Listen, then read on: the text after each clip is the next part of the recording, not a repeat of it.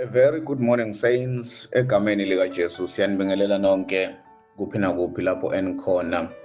All your positions are acknowledged. Ubaba Ntuli onibingelelayo from the New Creation International Ministry. Bazalwane, without any waste of time, let us quickly agree in prayer. Baba siyabonga ekuseni. We thank you for this wonderful morning. We thank you for this another opportunity to come and fellowship together in your word. Siyabonga ukuthi umbuso wakho umisiwe naphakade in our hearts. We thank you for the spirit that you have given us in redemption, and siyazi ukuthi through the same spirit ukuhlakanipha kwakho, your wisdom is mightily articulated through the vessels of our being. We thank you for choosing us in your fulfilled promises.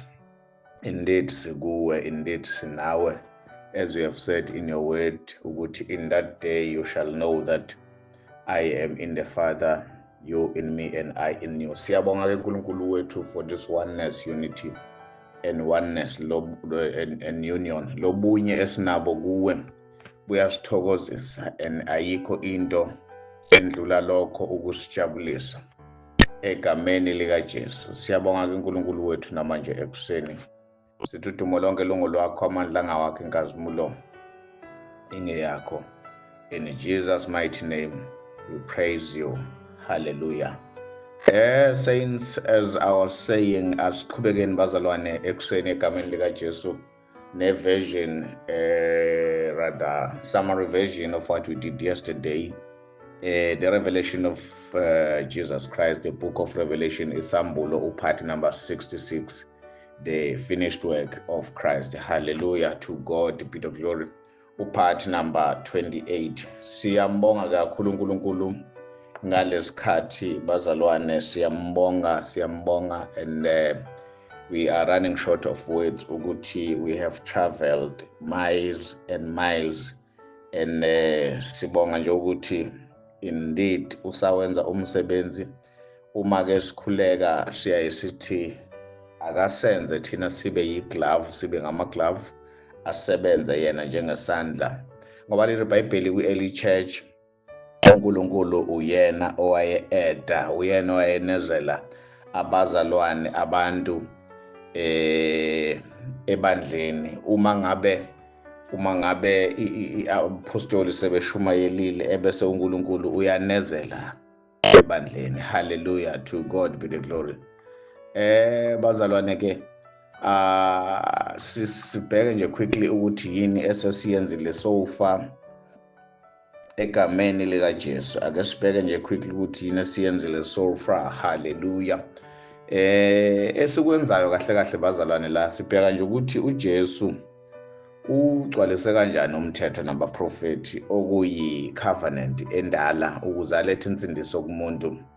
Now njengamanje la esikhona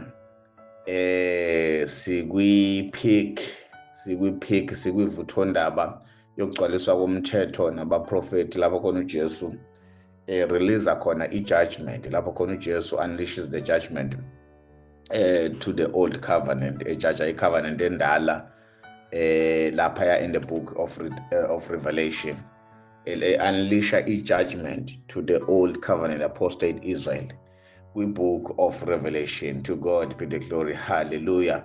Now uJesu uma ethi encwadini kaMatthew chapter number 5 ethi angizange uzoqeda umthetho nabaprofeti kodwa ngizowugcwalisa, uthi ke ngilethe insindiso, ngilethe ukuhlenga kumuntu. Hallelujah, ngoba phela insindiso ayikwazi ukwenzeka uma umthetho nabaprofeti ungakagcwaliswa. Ngaphandle kokugcwaliswa komthetho nabaprofeti akekho umuntu osindisiweyo bazalwane, akekho umuntu osindisiweyo uma ngabe umthetho nabaprofeti kungakagcwaliswa kuze kube manje. And njengoba sikhona sithi sisindisiwe, uma ngabe umthetho nabaprofeti ungagcwalisiwe siyazikhulumela nje. Hallelujah, siyafundisa bazalwane. Now ke kuyakumangaza ke ukuthi abantu abathile ebandleni bethi basindisiwe bethi umthetho abawuthandi. Hallelujah. Yabona, ukunga-understand izinto kuyingozi ngendlela yesimanga, ngoba uyayunqabe ngisho nento okuyiyona ekulekelele kakhulu. Bethi umthetho abawuthandi. Umthetho nabaprofeti, indaba endala leyo, iTestament elidala, bethi don't even go through incwadi zeTestament elidala. Hallelujah, to God be the glory. Ngoba bethi i-covenant endala iqala kuGenesis iphela kuMalakayi. Don't even go there, basho njalo. Hallelujah, to God be the glory. Bazalwane, kufanele siye kwiTestament elidala kodwa siye through the lenses of the New Testament, of the New Covenant. Siye through the lenses of the finished work. Siye through the lenses of the revealed knowledge by the foundational apostle. Now kule group bazalwane, the Revelation of Jesus Christ group, sithi-ke thina iBhayibheli is almost 99%, almost 99% weBhayibheli icovenant endala leyo. Hallelujah. Almost 99.999% icovenant endala leyo, njengoba phela iqala from Genesis 1:1, iqala from Genesis 1:1 all the way to the book of Revelation chapter number 20. So uyabona-ke ukuthi uma ngabe i-covenant endala eqala kuGenesis 1:1 iya ku-Revelation chapter number 20, kusho ukuthi i-new covenant mangabe si-establishiwe fully, isimiswe ngokupheleleyo u-Revelation 21 and 22, 2 chapters of the last book. Hallelujah, to God be the glory. Ingakho ngithi is not even 99.99%, it's almost 100% the old covenant, and that is the Bible. I-covenant entsha ke bazalwane ayiqali kuMatthew, sakusho lokhu before. Covenant entsha ayiqali kuMatthew, ayiqali from the book of Matthew, and futhi ayiqali encwadini yezenzo. Ngoba mawubheka from ama-gospel, uMatthew, Mark, Luke and John, and ama-epistles kuba from the book of Acts, all the way to the book of Revelation, chapter 20. Mawubheka i-continuous fulfillment leyo, continuous fulfillment of the law and the prophets, okuyi-old covenant. Hallelujah, to God be the glory. Why is it continuous fulfillment? Ngoba ama-gospel, this is where all what was prophesied from Genesis to Malachi igcwaliswa ngokufika kwendodana yomuntu. Hallelujah. Ilapho futhi abulawe khona, ilapho futhi efe khona, wambelwa khona, wavuka khona, in the gospels. To God be the glory, bazalwane. And then from the book of Acts, now is the continuous fulfillment all the way to the book of Revelation. Continuous fulfillment kanjani na? Nje number 1, uma uchecka ku-Acts chapter number 2 encwadini yezenzo, ugcwalisa umkhosi wePentecost. Makabonge uNkulunkulu bazalwane, ugcwalisa umkhosi wePentecost uJesu encwadini yezenzo uchapter number 2 ngokuthi athukulule umoya wakhe phezu kwayo yonke inyama, njengoba eprofethile umprofeti uJoel ukuthi in the last days. Sakusho futhi ukuthi the church today in 2025 is not in the last days. Angazi-ke leli bandla elilindele ukuhamba ngolwesithathu ngoba ziwu-23, 24, 25. To God be the glory. Angikho lapho bazalwane, I don't want to be derailed. Now-ke sithi-ke encwadini yezenzo uchapter number 2 wagcwalisa umkhosi wePentecost ngokuthukulula umoya wakhe phezu kwayo yonke ini bazalwane inyama. Uthi-ke in the book of John, yes, uthi in the book of John, uthi ngizonicelela kubaba anithumele omunye umduduzo ongumoya ozohlala kini naphakade. Uyothatha kimi, anitshele konke, uyothatha kimi ini? Uyothatha yonke into uJesu azobe eyenza as the high priest ezulwini, as the high priest in the holy of holies, as the high priest ezulwini, abatshele yona. Hallelujah.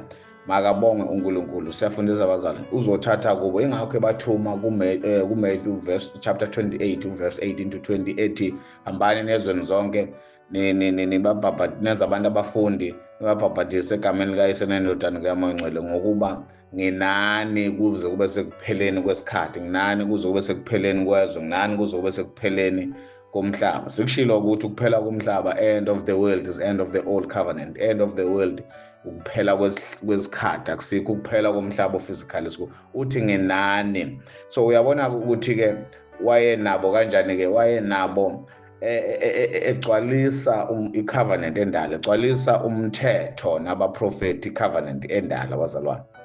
Ingakho-ke kuze kube sekupheleni komhlaba. Ingakho-ke sithi-ke kusuka kuma-gospels, from the gospels, Matthew, Mark, Luke and John, ama-epistles onke kuya ku-chapter 20 the book of Revelation, yilapho okuyi-continuous fulfillment khona, ngoba umthetho awugcwalile uma ngabe ifeast yokugcina, ifeast yama-tabernacle, ifeast yamadokodo, umkhosi wamadokodo ungagcwalisiwe, umthetho awukaqedwa. Hallelujah, umthetho awukagcwalisi.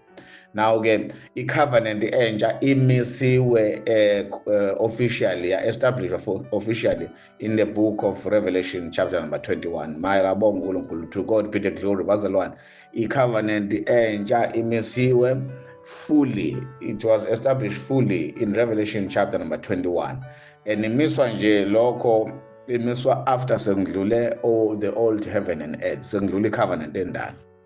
Uma-ke besingadefine, uma ngabe besingachaza i-law, i-definition, we would say it is the mechanism, i-system le by which uMoses ayisebenzisile ukucommunicate, ukupronouncer, ukuproclaima the redemption, the salvation plan kaNkulunkulu. The mechanism le, i-system le esetshenziswa uMoses, is a mechanism by which Moses used to communicate the redemption salvation plan of God.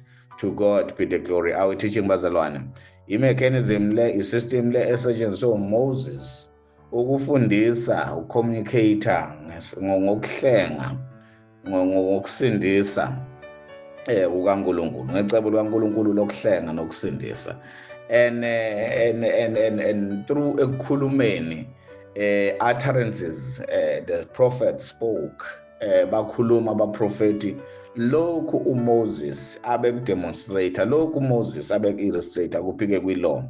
Now-ke sithe ilapho khona-ke the epistles, the foundational apostle lapha ey'ncwadini zeTestamenti Elisha, ey'ncwadini zeTestamenti Elisha, from the book of Acts all the way, ilapho-ke khona abapostoli beshumayela khona the gospel, through the revelation knowledge on the continuous fulfillment of God's promises. Beshumayela the gospel esambulweni sokuqhubeka kukaJesu egcwalisa umthetho nabaprofeti, egcwalisa zonke izethembiso kaNkulunkulu, but now as the high priest in heaven. Hallelujah, to God be the glory. And izethembiso kaNkulunkulu bezigcwele laphaya, or zigcwele laphaya kwi-old covenant. Izethembiso kaNkulunkulu zigcwele kwi-old covenant. Amanye amagama, i-old covenant izethembiso, i-old covenant izethembiso kaNkulunkulu. Ingakho phela ku-Hebrews chapter number 11 lithi iBhayibheli, bafa bengazitholanga izethembiso, bafa bengazitholanga izethembiso. It will be very naive and scriptural abuse for umuntu ozothi in 2025 umbuso kaNkulunkulu sumisiwe, the kingdom is established, the new covenant is established, ebesethi yena usalinde izethembiso zikaNkulunkulu, ngoba uHebrews 11:13 uyasho ukuthi bafa. Lokuthi bonke bafa bengayitholanga izethembiso, amaqhawe enkolo endala, is not the believer in 2025. It is the scriptural abuse for you in 2025 ukuthi uzithathe wena uyozifaka uHebrews chapter 11 verse number 13. Hallelujah, to God be the glory.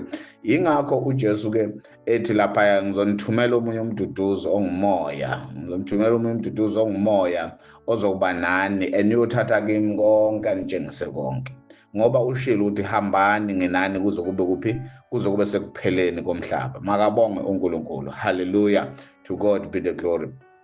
Ngoba ubeqhubeka egcwalisa izethembiso kaNkulunkulu ezikwi-covenant endala, ezigcwalisa njenge-high priest in the holy of holies, ezigcwalisa njenge-high priest in the holy of holies. I-holy of holies in this case akusiyo le kaMoses. Lithi iBhayibheli uJesu wangena endaweni engcwelengcwele engenziwanga ngezandla, Hebrews 9:24, engenziwanga ngezandla kodwa izulu uqobo lawo. Manje mangabe-ke sithi ubegcwalisa izethembiso as the high priest, uyigcwalisa kuphi yena? Endaweni engenziwanga ngezandla kodwa ezulwini. Hallelujah, to God be the glory. So uma ngabe umoya ongcwele ebatshengisa konke, ethatha kuJesu ngoba uthi uyohlala kini naphakade kodwa uzokunitshela konke, haleluya, nengakanitsheli khona, nengenifundise khona, uma ngabe ethatha isambulo sasiqhubeka sikhula, isambulo sasiqhubeka si-unfoldeka, isambulo sasiqhubeka besi-understanda abapostoli. Hallelujah, to God be the glory. Isambulo siqhubeka si-unfolda, siqhubeka besi-understanda abapostoli ne-early church. As uJesu egcwalisa umthetho nabaprofeti, as uJesu egcwalisa the law, the old covenant, umthetho nabaprofeti, the old covenant, as egcwalisa as the high priest in heaven, isambulo siyaqhubeka siyembuleka kubaprofeti, the foundational apostles, through the Holy Spirit, okubo owayekubo phakathi kubo ebatshengisa konke okwakuzokwenzeka ethatha kuJesu. Makabonge uNkulunkulu bazalwane. To God be the glory. Hallelujah. Are we teaching God? Now-ke uma ngabe iBhayibheli likhuluma ngade heavens and earth, the works of his fingers, the work of his hands, sekushilo-ke lokhu many times ukuthi it refers to the old covenant. Uma nje iBhayibheli likhuluma ngomhlaba nezulu, it refers to the old covenant. Most of cases in the Bible, especially kuGenesis 1:1, sasho sathi covenant endala le, ngoba uNkulunkulu wadala izulu nani nomhlaba. Akusiyo umhlaba physically, akusiyo umhlaba, akusiyo izulu eli-atmospheric. Hallelujah. Makabonge uNkulunkulu. It is critically important ke bazalwane ukunothisa ukuthi i-covenant endala ayisiyona i-covenant ngaphandle kwalaya ama-7 rehearsals, 7 convocations, 7 feast, imikhosi leya u7 Jewish feast okwakufanele uJesu ayigcwalise. I-covenant endala ayisiyona i-covenant, angeke ibe i-covenant endala ngaphandle kwale mkhosi ewu7. In other words, imikhosi ewu7 iyona covenant endala. Praise be to God bazalwane. Imikhosi ewu7 iyona covenant endala, okuyi-Passover, unleavened bread, first fruit, Pentecost, trumpets, atonement and tabernacle, iyona covenant endala. Hallelujah. So uma ethi-ke angizanga ukuzoqeda umthetho nabaprofeti kodwa ngizogcwalisa, ebese ngayigcwalisi lezi zinto zo7, noma agcwalisa i-Passover kuphela, unleavened bread, ne-first fruit, abuyele ezulwini akhohlwe, kusho ukuthi-ke umthetho nabaprofeti up until today, after 2000 years, usa-exist. So umthetho nabaprofeti akusiwona umthetho nabaprofeti, angeke ube umthetho nabaprofeti ngaphandle kwale mkhosi ewu7, ngaphandle kwala ma-feast ewu7. Leli Bhayibheli-ke ama-convocations, leli Bhayibheli ama-rehearsals. Sithe one day la masiqala this series sathi uma umuntu abantu abawu2 bezoganana bezoshada, bepractice towards umshado wabo, bayapractice and abaye kupractice up until kufika usuku lomshado. And la u-Israel, these were the practices up until the day, and the day is Christ. Ama-practices la, ama-rehearsals, when you rehearse your practice, a convocation, that is rehearse, ama-rehearsals, ama-feast, imikhosi ababeyenza babengeke bayeke till the day is come. Which day? The day is the establishment of the kingdom. The day is the establishment of the kingdom. The day is not when uMary ezala uJesu as the child. The day is not Jesus' incarnation, ukufika kaJesu emhlabeni, kodwa ukumiswa kombuso. Ingakho phela naye uma sefike ezaliwe bamsoka ngokosiko, rituals, according to the rituals and cultures zabaJuda, bamsika bamsoka. Hallelujah. Uma ngabe uJesu bezombamba, vele kwakuyusuku lwani, lwalisondela usuku lwePhasika. So uyabona ukuthi yayiqhubeka lento. Uma lento le yokugcwalisa imikhosi, yokupractice imikhosi, uma ngabe uJesu egcwalisa usuku lwePentecost, usezulwini vele, usenyukile as the first fruit, uyagcwalisa. So-ke sithe ama-trumpet, i-atonement, itabernacle nayo igcwalise lapha in the book of Revelation. I-Pentecost igcwale kuma-epistles. I-Pentecost igcwale in the book of Acts, to be precise bazalwane. So we are making the Bible to be readable and so easy for you bazalwane. So the trumpet, atonement and tabernacle ilapha in the book of Revelation. So in book of Revelation bazalwane ayikho ngeRussia, ayikho ngeChina that will arise as the beast and then iphathe umhlaba inifake kuma-tribulation. No, it's a big no. That is a lie. That is a daylight robbery. The church is being robbed of their knowledge. Makabonge uNkulunkulu. To God be the glory bazalwane. Praise be to God. Hallelujah. So uJesu akawuqedanga ke umsebenzi uma ngabe lemkhosi ewu7 ingagcwaliswanga. uJesu akawuqeda umsebenzi uma ngabe lemkhosi ewu7 ingagcwaliswanga. So ke siyambonga ukwethembeka kwakhe bazalwane. Siyambonga kakhulu ukwethembeka kwakhe ukuthi ke ugcwalisile yonke lemkhosi kusuka kokuqala iPhasika. He is a Passover lamb phela kusuka kokuqala ePhasika to the last feast, of which is Feast of the Tabernacle. Now ke ngokukhulu ukuzethemba singasho sithi ayikho into esele ezogcwaliswa uJesu bazalwane, ayikho into esele manje ke. Kodwa ke kunabantu ebandleni abasathi sisafuna izethembiso. uJesu nisho ukuthi useqedile, akaqedanga. No, ayikho into esele bazalwane. If sithe last time in our previous teaching, sithe uma ngabe usafuna izethembiso, kusho ukuthi vele awurealize ukuthi the kingdom has been established. Uthi uPaul, lokhu esenikubona nikulindelane, why are you hoping it for? Why are you hoping it for? Ngoba sekwenzakele. Kodwa mangabe kungakwenzeki, qhubeka nithembe. So ke ibandla in 2025, out of ignorance, lack of knowledge, lizoqhubeka lilinde uJesu ozobuya physically azomisa umbuso wakhe. And yet uJesu ushilo clearly in the book of Luke 17 verse number 21, 22 wathi umbuso wami awuzi ngokubona, kodwa ibandla lithi no, namanga Jesu umbuso wakho sizowubona thina. We are waiting for you to come back physically njengoba wawuhambile wehlele lapha eJerusalem. And nayo leyo ukuthi the manner he has ascended is the manner azobuya ngayo, sizoyichaza bazalwane one day masithola isikhathi, ngoba nayo it's a full teaching on its own. That one verse elapha ya book of Luke chapter number 1 verse 9 to 11 sizoyichaza masithola isikhathi, ngoba awukwazi ukuthi umnikazi wento athi no, mina owami umbuso awubonakala, ngeke uze ngokubona, ebese uthi wena no, we are waiting. Athi ngizoqeda zonke izinto must be fulfilled in this generation. Uthi wena no, we are waiting for you to come back and establish the kingdom physically. It is very painful to worship God in ignorance bazalwane. Hence uma sikhuleka kule group sisho many a times ukuthi we will never worship God in ignorance. We will never worship uNkulunkulu ekungazini, ngoba everything is plainly explained lapha, is plainly articulated lapha in the Bible. Hallelujah, to God be the glory. Where I was konje.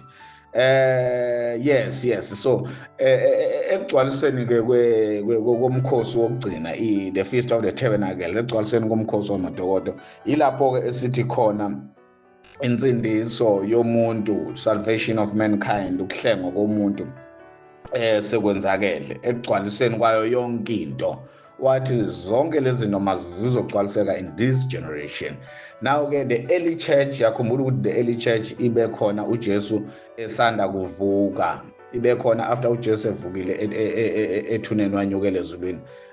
Yaproduceka ke early church ngokushumayela kwa the foundational apostle. Now yayime emanzonzwane early church, early church waiting for le event yokuphela kwecovenant endala kuze kumiswe icovenant entsha. Now umhlaba ke lona owawuza ababewulindele, this is a world to come they're waiting for. Umhlaba ababewulindele, umbuso ozayo, umhlaba ozayo bazalwane, umbuso ozayo, umhlaba oza. I know it is difficult to understand this, because I mean how you have been raised, ingqondo mangabe usakhula iyayibamba izinto, kangangokuthi nje ngikhuluma nabantu lapha abano 50 years, 60 years and even 70 years for that matter, if bekhona obaba abadala nomama abadala ngaleyo ndlela.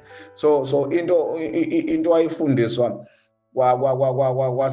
kwakuthiwa yini first year, into ayifundiswa kwa first year manje sekuthiwa ngo-grade R, anganoma u-grade R noma u-RR first year. Into ayifundiswa lapho kuthiwa this is how you must say u-A, E, I, O, namanje usayibambile. So ke the church has been in deception for a very long time. The church has been waiting for the kingdom to come, ngoba into enayifunda vele maniqala ukukholwa and kunzima ukuyikhipha. So it's about time ukuthi ke we need to humble ourselves and si-relax nje, sifunde kahle iBhayibheli, singajahi, silifunde ngendlela elidinga ukufundwa ngayo, and then we will come right. So ke this is the world to come eyayilindelwe ke early church, first century church, not ibandla in 2025. awukho umhlaba ozayo olindelwe yibandla in 2025. Sathi-ke that is olam haba ngokwesiHebrew, that is olam haba, imini, intathakusa, imini bazalwane. I-covenant entsha-ke le ababeyilindele umbuso kaNkulunkulu emhlabeni, njengoba uJohn ethi uyowusenza amakhosi nabapriest and then siyowubusa emhlabeni. Hallelujah. Esho bephikelele ku-AD 70, esho bephikelele ekumisweni kwecovenant entsha, i-new heaven and earth, le umhlaba omusha nezulu elusha okubone uJohn ku-Revelation chapter number 21. That is the world to come, to them, not to you. To you the world to come is past tense, Now-ke mangabe sizobheka i-example yendlu bazalwane, awukwazi ukuba ne-roof, konje yini i-roof ngesizulu bazalwane, awukwazi ukuba nophahla endlini. Hallelujah, to God be the glory. Awukwazi ukuba nophahla endlini, you cannot have the roof, indonga ne-foundation kungekho endlini. Awukwazi ukufaka i-roof, i-foundation neyindonga kungekho endlini. Therefore uPaul uthi-ke lapha ebandleni lase-Efesu uthi sakhiwe phezu kwesisekelo.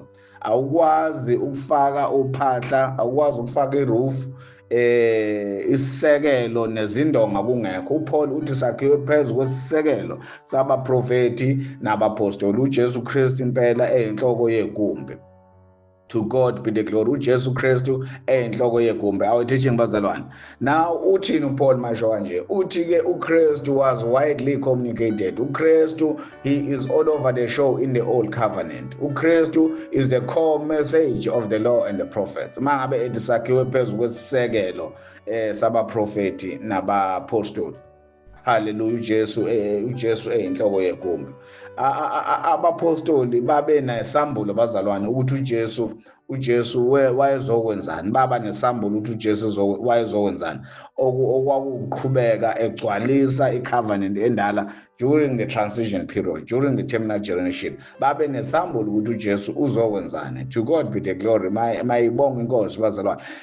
Babe nesambulo, singasho-ke ukuthi abantu before abapostoli, foundational apostle, babe ngenaso isambulo. Abantu babe naso isambulo, the likes of umfana undodana ka-Adam, ubani, u-Abel, wayenaso isambulo, and the list is endless. Noah, Abraham and them, Isaac, Joseph, babe naso isambulo. But sikhuluma ngabantu abahambe naye physically on earth, basically the 12 disciples abebekholwa. Hallelujah, bekholwa ilento ayisho ukuthi indeed uye lona uMoses namaprofeti abakhulume ngaye, babe naso isambulo. So isambulo-ke ukuthi wayezokwenzani, ibona babe naso, yingakho they were able to continue ne-message uma ngabe uJesu sehambile. So la ngikhona ngifuna ukuthi-ke as much as ukugcwalisa komthetho nabaprofeti kwakubaluleke ngale ndlela eyisimanga kuJesu, kodwa ukugcwaliswa komthetho namaprofeti kwaba yinto nje encane, ngoba kwamthatha nje 3.5 years. Wayeseqhubeka-ke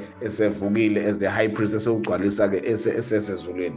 Kuncane kunalesikhathi akhulunywe ngaso, kunalesikhathi aprofethwe ngaso emthethweni.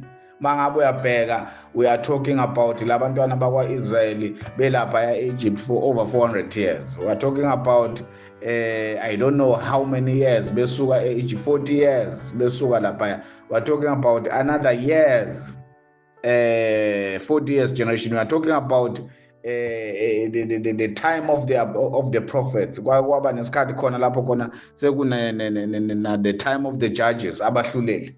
Yabona ukuthi how many years eprofethwa, how many years khulunywa ngaye in the old covenant, in types of shadows kaMoses, ebese bekhuluma the speakings abaprofeti bazalwane.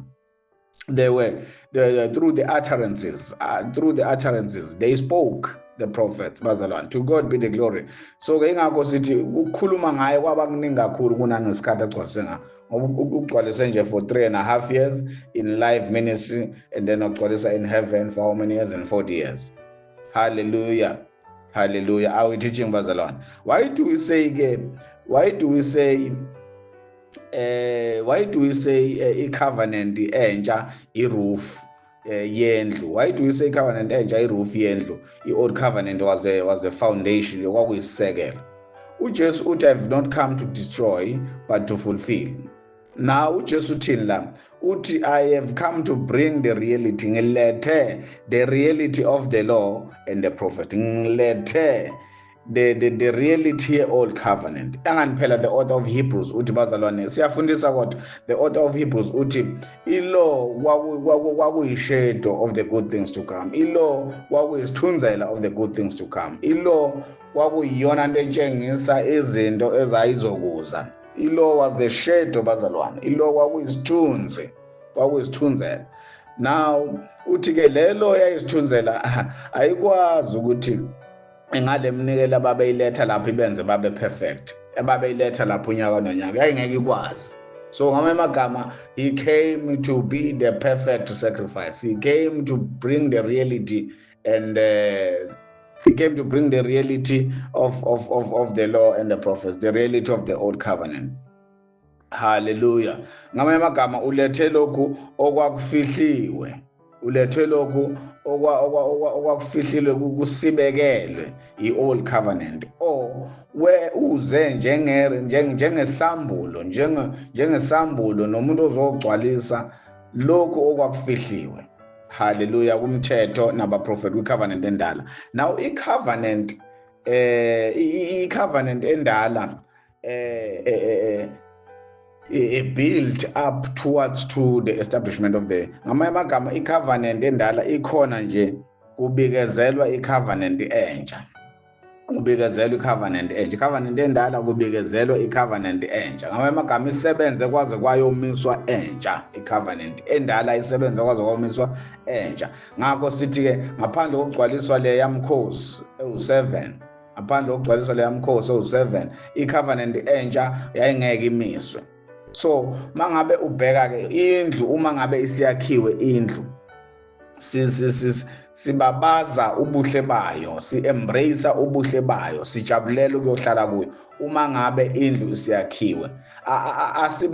Uyabona nje mangabe isiyakhiwe indlu sijabulela nje ukuyohlala kuyo, sijabulela sithi awuyazi yayi indlu yakho yakhile. Mangabe yakhiwe nguwe yazi yayi indlu usho ngenhliziyo sengiyohlala khona. Mangabe uyakhile siyakuncoma. Uyabona as much as ama-stages, as much as ama-phases e-project ebalulekile, but into ebaluleke kakhulu la ukuthi i-project iphelile. Into ebaluleke kakhulu la ukuthi i-project iphelile isize ya-hand over kulowo eyenzelwa yena, isize ya-hand over kumnikazi. Yona into ebalulekile and yona into eselebrate-wayo leyo. Akucelebrate ukuthi waqala la, ucelebrate ukuthi i-project iphelile, ucelebrate ukuthi ufake ilona ama-truck ayi-7 eCement wakha i-foundation, ufake ama-truck ayi-12 eCement wakha i-foundation. Ucelebrate lokho.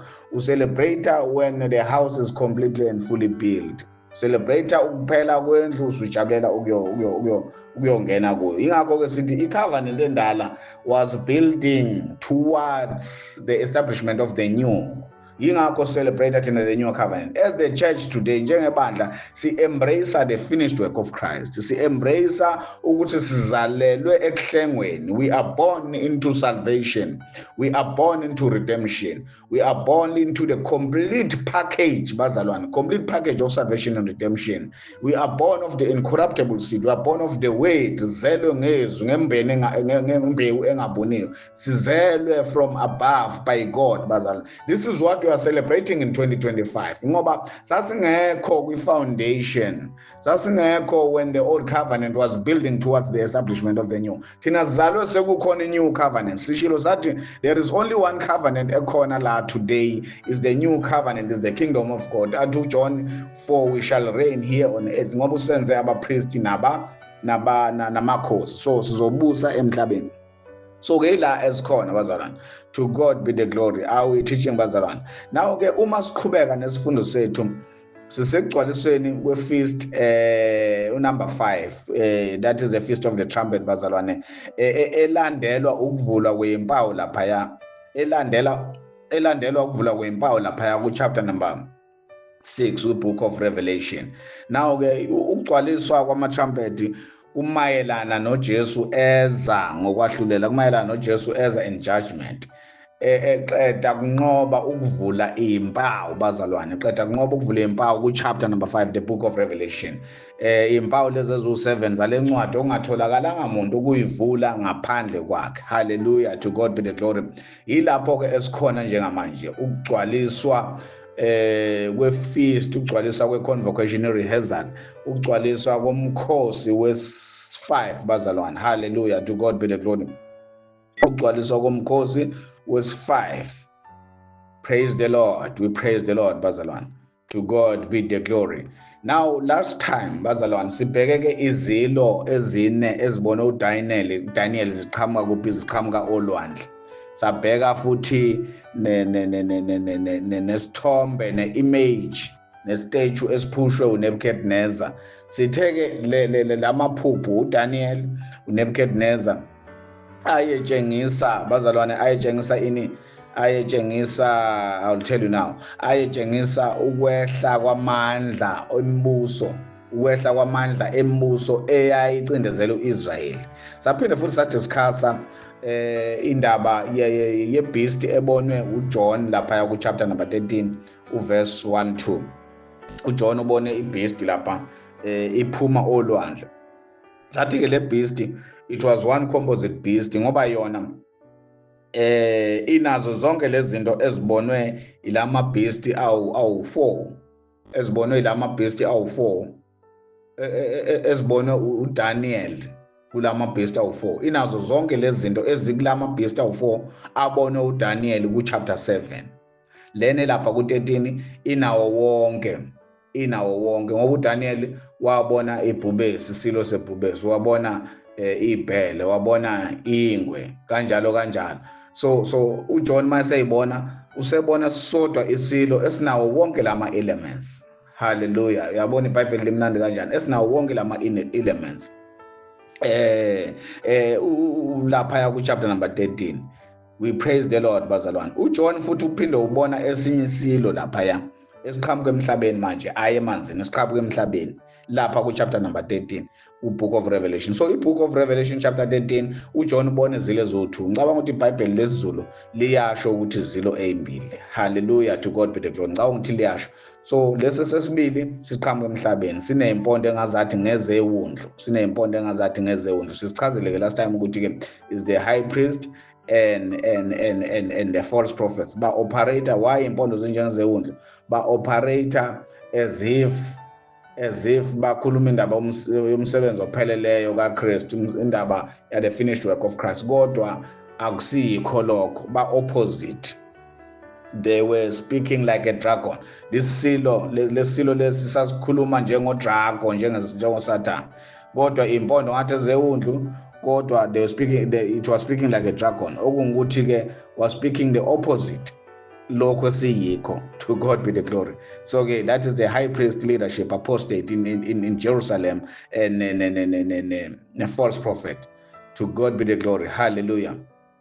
Where are we bazalwane? Where are we now? Ke bazalwane, masizochecka uDaniel chapter number 7. uDaniel chapter number 7 izilo lezi eziwu-4 lapha ne-statue lesi esilapha ku-chapter 2 kuDaniel. Kusho ukuthi uDaniel 7, Daniel 2 esibabhekayo-ke namhlanje, anganoma siyofika yini kuwonke.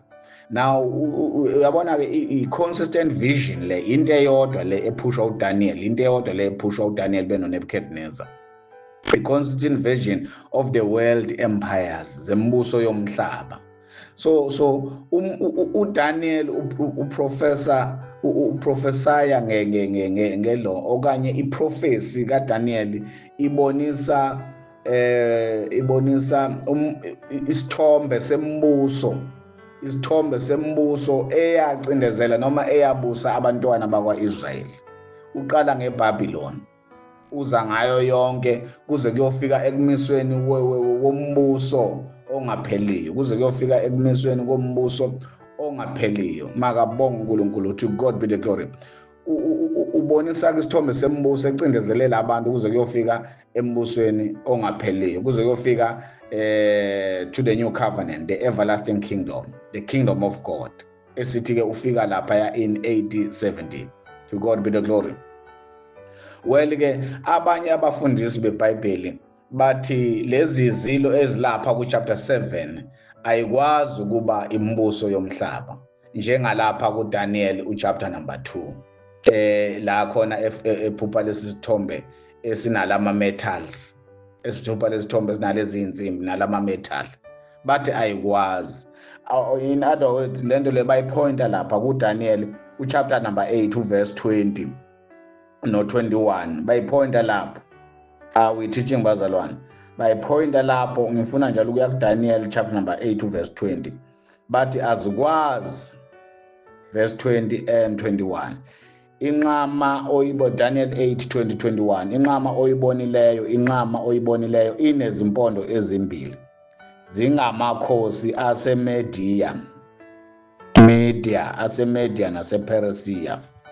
Impongo iyinkosi yaseJavini, uphondo olukhulu olusemkhathini wamehlo ayo luyinkosi yokuqala.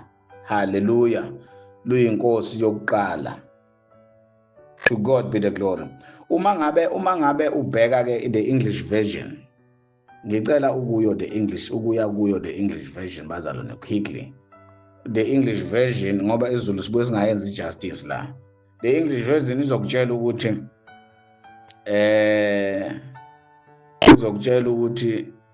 izokutshela ukuthi lempongo lena iGreece. Kodwa lapha isiZulu asikuvezi lokho. Ayinto uyayibona? isiZulu asikuvezi lokho. Hallelujah, to God be the glory. We praise him bazalwane. Now verse 20 in English version. The ram you saw having 2 horns, they are the kings of Media and Persia. Medo-Persia maseklangene, Media and Persia.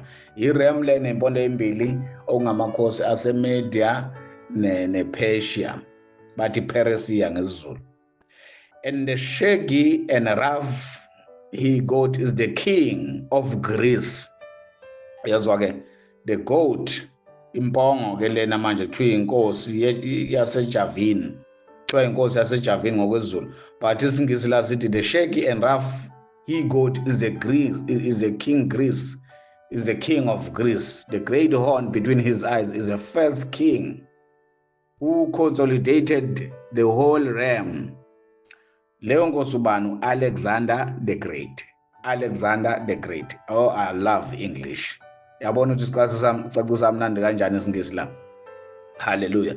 So ke uma ngabe sithi ke lapha ya ku Revelation chapter number 7 bathi ke lapha ya lezi zilo ezilapha azikhulumi ngemkhosi, azikhulumi ngembuso, sorry, azikhulumi ngembuso okwakuyona ayicindezela uIsrael, bathi ngoba nakho la kuyacaciswa. Sizofika na ku chapter 7 siza ukuthi kuthiwa, bathi ngoba nakho la u8 2021 uyacacisa ukuthi no, uMedo-Persia neGreece. Hallelujah.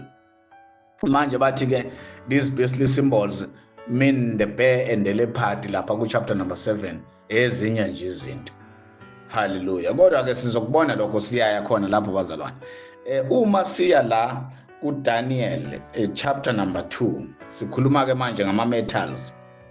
Sikhuluma ngama metals la aphushwa uNebuchadnezzar. After this sizongena ku chapter number 7 la uDaniel ubona le statue esakhiwe ngalezi inzimbi lezi ngama metals. Hallelujah. Ngicela sithathe 37 no 38 amaverse ku Daniel 37 and 38. Wena Nkosi uyinkosi yamakhosi onikwe umbuso namandla nodumo nguNkulunkulu wasezulwini ezindaweni zonke lapho abantwana babantu behlezi khona, izilwane zasendle nezinyoni zezulu uzinikele esandleni sakho, wenze ukuba ubuse phezu kwawo. Wena uyikhanda legolide. Yabona ke the head of the statue was the gold. The head of the statue was the gold. Uleli khanda legolide uwe Nebuchadnezzar. uDaniel echaza iphupho lika Nebuchadnezzar. Uverse 39, emva kwalokho kuya kuvuka omunye umbuso omncane kunawe. Kuvuka umbuso omncane kunawe nomunye umbuso wesithathu wethusi uyakuba emhlabeni wonke. Hallelujah, to God be the glory. Kuyovuka umbuso omncane kunawe nomunye umbuso wesithathu uyakuba semhlabeni wonke. Yabona ke ikhuluma ngethusi kuphela isiZulu. Awulaleleke i-English version. I-English version ukuthi ithini. To God be the glory, chapter number 2 verse 39 39 verse 39. Okay, let me quickly go there, bazalwane. To God be the glory.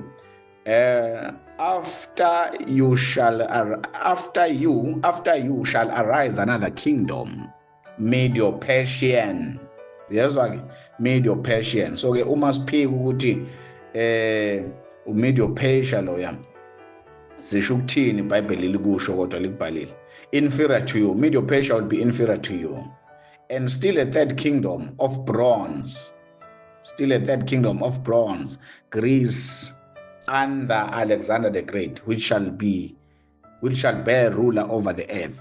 Uyabona ukuthi iMedo-Persia silver, and then ibronze ibani, ibronze iGreece. Hallelujah.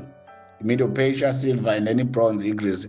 Maybe asale sesithathu verse 40 ngophela. And the fourth kingdom, Rome, shall be strong as iron. The fourth kingdom, Rome, the fourth kingdom shall be strong as iron, since iron breaks to pieces and subdues all things, like iron which crushes. Yabona ke is strong iron, it shall break, crushes all this. Izoqeda yonke lembuso ngendlela strong ngayo. Hallelujah. Yabona ku Daniel 2:44 uyasho uDaniel, same chapter, uthi in the days of those kings, ngalezo insuku zalawo makhosi, uNkulunkulu uyobeka umbuso ongeke ubhidlize, ongeke uphele. Now ke lento isikhomba kwi-first century arrival kingdom of Christ. Isikhomba kwi-first century arrival kingdom of God. Hallelujah, to God be the glory. Lezi insimbi eziwu-4 eziphushwa uDaniel lapha zitshengisa the steady decline, ukwehla kwamandla neglory kule mbuso ewu-4. Kutshengisa ukuthi imibuso yasemhlabeni ayikho permanent. Imibuso yasemhlabeni ayilast forever. Uyabona? Compared to umbuso kaNkulunkulu. Lezi insimbi eziwu-4. Hallelujah, to God be the glory. Imibuso yasemhlabeni ayilast forever. Why? Igolide liyabiza mawuliqhathanisa nesiliva. Igolide libiza kakhulu mawuliqhathanisa nesiliva. Isiliva liyabiza mawuliqhathanisa nebrass. Now the mixed iron and clay, uyabona, that is the final divided. Umbuso nje owawungahlangene, final divided empire. Historically igcwaliswe ama-alliances ababesebenzisana neRome, no-Israel ukhona lapho phakathi ngoba kukhulunywa ngeclay. The mixed iron and clay is revealing the final divided empire, imibuso eyayingahlangene. Kwakwakhiwa umbimbi la, that's the word I was looking for. Kwakwakhiwa umbimbi la, kwakuyi-coalition, sort of like, uma ungayibiza ngolimi lwepolitiki ngesikhathi samanje, kwakuyi-coalition. Amazwe, hayi ezweni elilodwa, amazwe. Hallelujah. Now njengoba sisho ukuthi ke lokho kwakubiza kakhulu igolide, iBabylon, kwakhonkarishwa lokho kubiza kancane isilver, uMedo-Persia. Isiliva, bazalwane, lireplacewa yilokho okushibhile, ibrass, iGreece. And then ibrass ireplacewa cheapest of them all, u-iron. U-iron is mixed with clay. However ke noma i-cheap kanjalo iron, kodwa i-strong kunabo bonke futhi. To God be the glory. Therefore kuthiwa kuyophohloza wophule yonke into. Hallelujah. Yophohloza wephule konke into. Ake sibheke ke la uDaniel 2 verse 40 to 43. Umbuso wesine uyakuqina njengensimbi, ngokuba insimbi ichoboza igcobe konke nje na njengensimbi ekwaphula konke lokhu uyakugcoba wephule. Njengalokho wabona izinyawo nezinzwane, ingxenye iyibumba. Yabona imilenze, inyawo yazo, ingxenye kwakuyudaka, the clay, kuyubumba, ingxenye insimbi. Yabona ke lo mbuso wokugcina unjani? Kuhlangene insimbi nodaka la. Uyakuba umbuso wahlukeneyo. Oh, ngiyabonga Daniel. Uyakuba umbuso wahlukeneyo, kepha kuyakuba kuwo amandla ensimbi. Uhlukene unjalo futhi unamandla. Haleluya. Amandla ensimbi njengokuba wabona insimbi ixubene nebumba lodaka. Verse number 42. Njengalokho izinzwane nezinyawo zaziyinsimbi, ingxenye nengxenye iyibumba, umbuso uyakuba namandla nganxanye, ngakwenye ingxenye ube buthakathaka.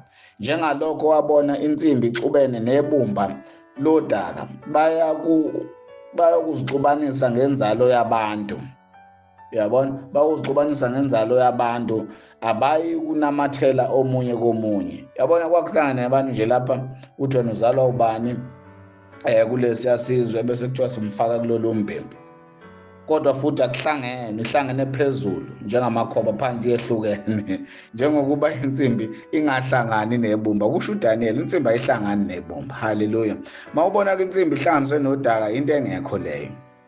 It means bayoyihlanganisa ney'nzalo zabantu abanye. Yabona, kwangesona isizwe sisodwa lesi.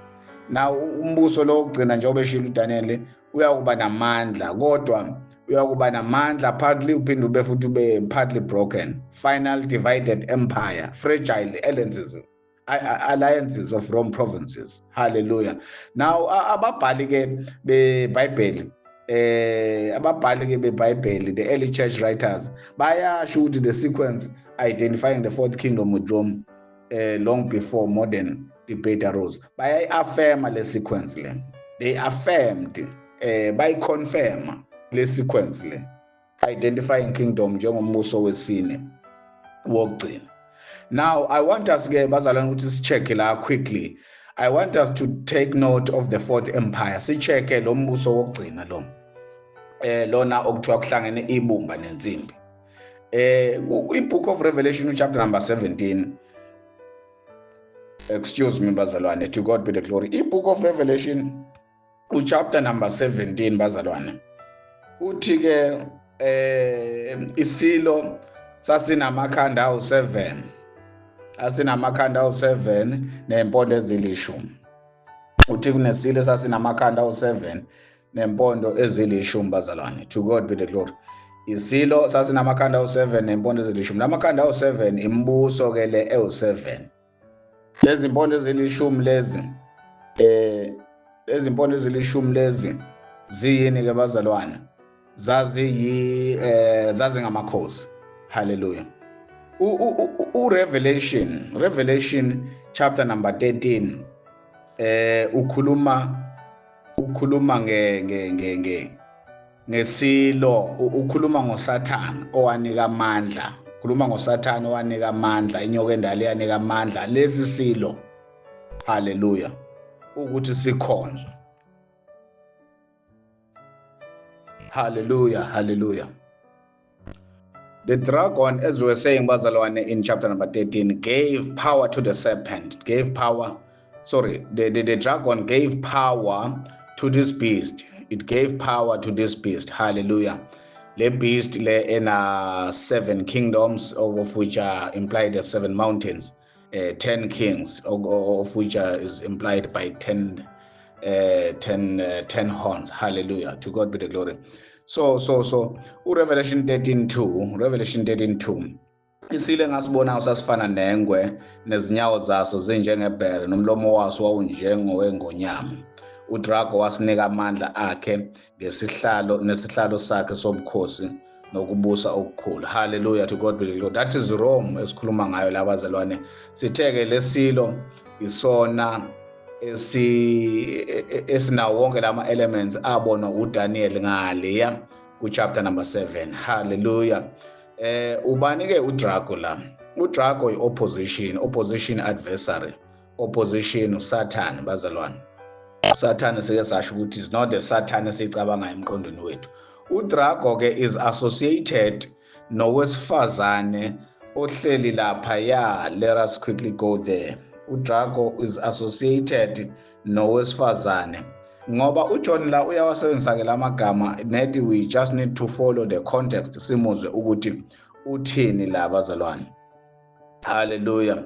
uDrago ufana nowesifazane ke lo ogibele okhwele lapha kwisilo esibomvu sigcwele amagama enhlamba. Asiphuthume khona ke bazalwane, asiphuthume khona kuRevelation chapter number 17 uverse 3 no4. Yayisingiyisa ehlane ngikumoya ngabona owesifazane ekhwele isilo esibomvu sigcwele amagama enhlamba. Yabona umbimbi alliance ubumbano lolu. Ngabona owesifazane ekhwele isilo esibomvu sigcwele amagama enhlamba sinamakhanda ayizikhombisa nezimpondo eziyishumi. Lesilo lesi sinamakhanda ayizikhombisa, imibuso lena imibuso lena ewu7 nempondo eziyishumi, amakhosi awu10. Hallelujah. Amakhosi awu10. To God be the glory. Verse number 4, nowesifazane wayembethe okububende nokubomvu evunule ngegolide nangamatshe anenani nangamaparele, ephethe isitsha segolide ngesandla sakhe. Sigcwele amanyala nokungcolileyo nobufebe bakhe. Hallelujah. To God be the glory. Verse 4 lo, yes. I want us to quickly check this thing sicheke nge-KJV. Hallelujah. So he carried me away in the spirit into the wilderness. I saw the woman sit upon egibele khwele lapha kwisilo esibomvu. Hallelujah. Full of names of blasphemy, having 7 heads and 10 horns. And the woman was arrayed in purple and scarlet color, and decked with gold and precious stones and pearls, apparel, having a golden cup in her hand, full of abomination and fitness of her fornication. Lo wesifazane labazalwane iJerusalem ogibele laphaya kwisilo lesesibomvu. iJerusalem Jerusalem manje isigcwele amagama enhlamba. Hallelujah. Isigcwele manje amagama enhlamba. We praise the Lord bazalwane. And lokho okubende and scarlet color, decked with gold and precious stones, pearls, has got to do with the temple. iJerusalem has got to do with the temple. Hallelujah. Sikuthatha block. Sikuthatha from the book of Exodus. Sikuthatha from the book of Exodus, chapter number 25. Sikuthatha from the book of Exodus, chapter number 25. uMoses makuthiwa akakhe itabernacle, from the instruction ayinikwa uNkulunkulu, kuthiwa akakhe itabernacle. Verse number 2, 25 verse 2, Exodus. Yisho kubantwana bakwa-Israyeli ukuba bangithabathele umnikelo kubo bonke abantu abanhliziyo zabo zivuma anothabatha umnikelo. Kubo bonke abanhliziyo zivumayo nothabatha umnikelo. Yilowo umnikelo eniyakuthabatha kubo igolide, isiliva nethusi. Igolide, isiliva nothusi. Ngicine kubani? Igolide, isiliva nethusi, nokuluhlaza, nokububende, nokubomvu, nelinene elicolekileyo, noboya bezimvu, nezikhumba ezibomvu zezinqama, nezikhumba zamatahasi, nemithi yomtholo. Hallelujah. To God be the glory. Into ke esiletha la bazalwane ilo purple, scarlet and red and what not. Hallelujah. Now speak unto the children of Israel that they bring me an offering of every man that giveth it away willingly with his heart. You shall take the offering, and this is the offering which you shall take of them: gold, silver, and brass, gold, silver, and brass, blue, purple, and scarlet, and fine linen, and gold. Yabona ke uNkulunkulu uthi kuMoses abalethe umnikelo. Umbuzo ke lapha uthi babe uletha kuphi umnikelo? Lesi sikhathi kwakuseyitabernacle. Hallelujah. Which later on was the temple. Bawuletha kuphi? Kwitabernacle umnikelo elali temple laleso sikhathi. This is what you shall take from them: igolide, silver, ne-brass, gold, silver, and brass. This is, yabona bazalwane iBhayibheli limnandi kanjani. Is this not the declining power ebona uDaniel ngale kulama metals chapter number 2? okuyiBabylon, gold, okuyiMedo-Persia, silver, okuyibrass, iGreece, blue, purple, colored, fine linen, and goat's hair. This is a temple, bazalwane. This is a temple. eshiwoyo la. Yabona, this is a tabernacle ngale esiqhamuka ngale owesifazane egibele kulesi asilo. This is a temple and the high priest. Now uma ubheka ke ibook of Revelation ikhuluma ngalo wesifazane ogqoke okubende scarlet color nayo yonke lembala le, decked with gold and precious stones, pearls and golden cup. uJohn la ukhuluma ngetemple eJerusalem. Therefore lo wesifazane akusiyo umuntu wesifazane, is not a lady. It's not a lady ogqoka ama-high heel, but this is a temple. Ingakho ngale ku-Revelation chapter number 18 ezothi uJohn, she has been made desolate. She has been made desolate within an hour. Uvele kwaqedwa ngayo lo wesifazane within an hour. This woman, iJerusalem le bazalwane, esiphenduke futhi iBabylon, the mother of harlot, umama wezifebe. In typology, not in reality, in typology. That is the typological, metaphorical and parabolic Bible bazalwane. iJerusalem le esephenduke iBabylon, isibizwa ngeBabylon iJerusalem. Hallelujah, to God be the glory. Ibizwa ngeBabylon. Asikucheke lokho. Revelation chapter number 17. Revelation chapter number 17. 17, the book of Revelation, chapter number 17, yes, verse 4. Nowesifazane wayembethe okububende nokubomvu evunule ngegolide nangamatshane namangapharele, ephethe isitsha segolide ngesandla sakhe sigcwele amanyala nokungcolileyo. Verse number 5. Nasebusweni bakhe kulotshiwe igama eliyimfihlakalo lokuthi iBhabhiloni elikhulu, unina wezifebe nowamanyala omhlaba. Hallelujah. Ngase ngibone owesifazane edakiwe igazi labangcwele negazi lawofakazi bakaJesu. Uthe lapho ngimbona ngamangala ngokumangala okukhulu. Hallelujah, to God be the glory bazalwane. Lo wesifazane ephethe inkomishi le yegolide egcwele amanyala because of her fornication, ukungcola kwakhe. iJerusalem now isho ukuthi ke lento iJerusalem now izono zabo sezigcwele. iJerusalem, remember, temple particularly was made of gold, almost, I don't know whether it was 75% lakhiwa uSolomon, was made of gold, 75%. Now temple uma ngabe is looked at like the golden cup, now sekuphenduke lona inkomishi egcwele amanyala nokungcola because of sibukakala njengalo wesifazane.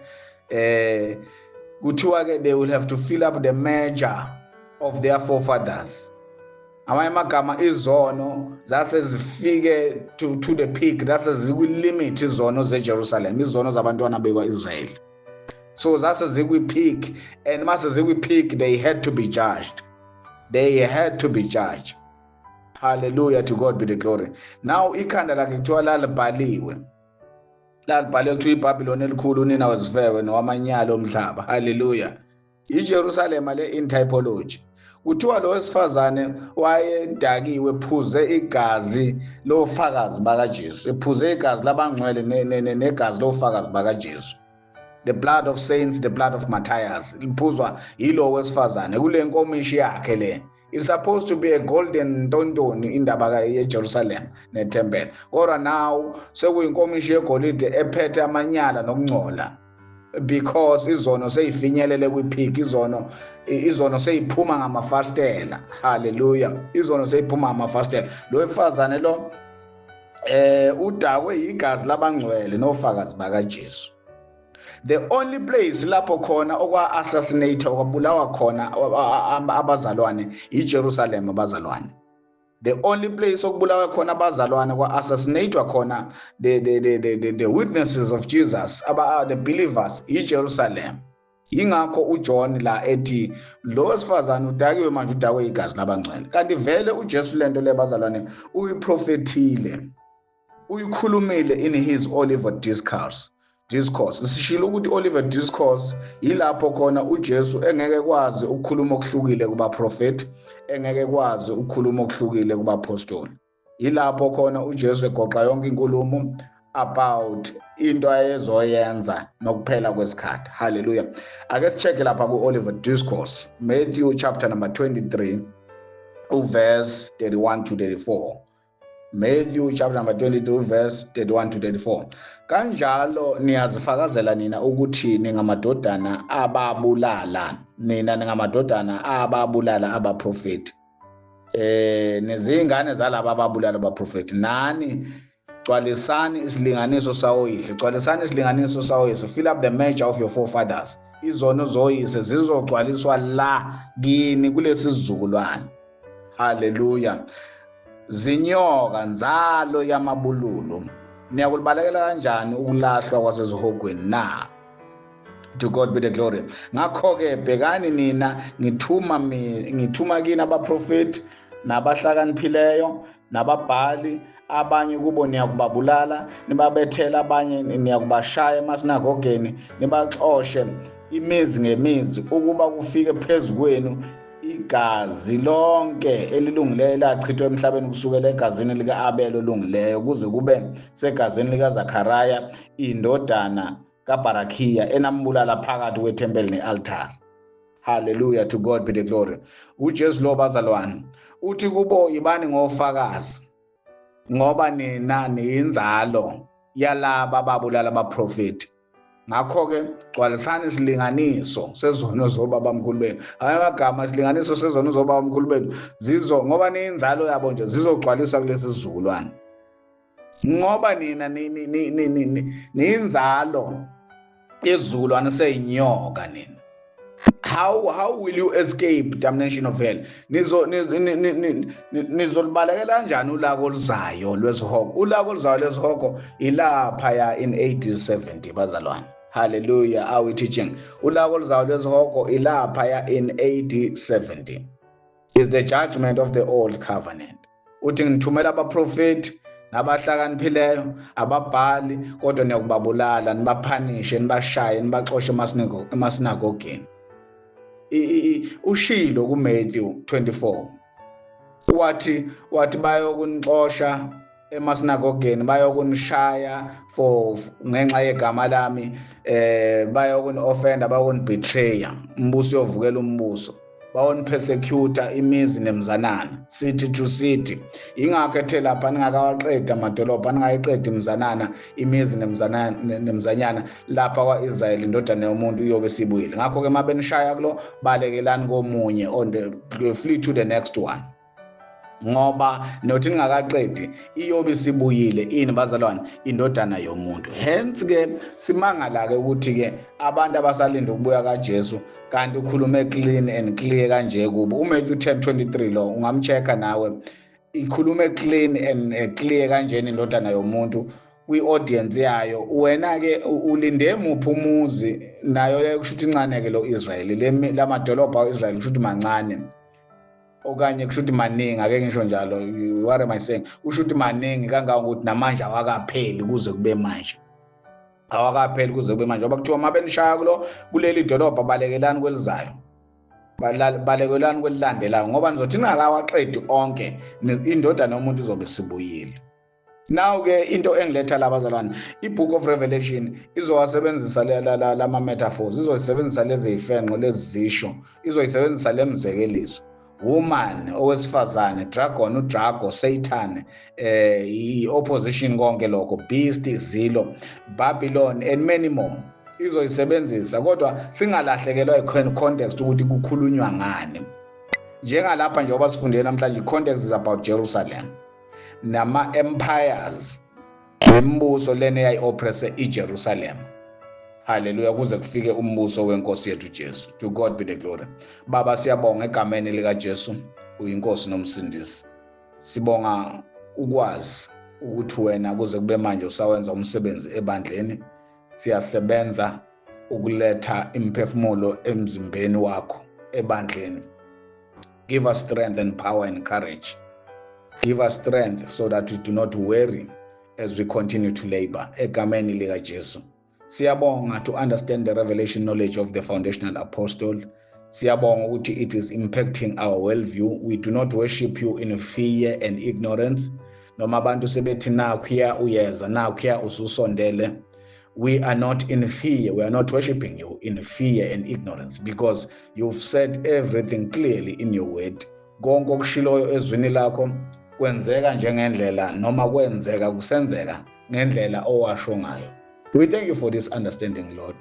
We speak life, prosperity and success kubona bonke abantu that will come across this clip, kubona bonke abantu under the sound of my voice. Njengoba ushilo wathi the clarity exposition of your word, life overflows. Let it flow, Lord. Egameni lika Jesu, we give you all the honor, praise and the glory. Hallelujah.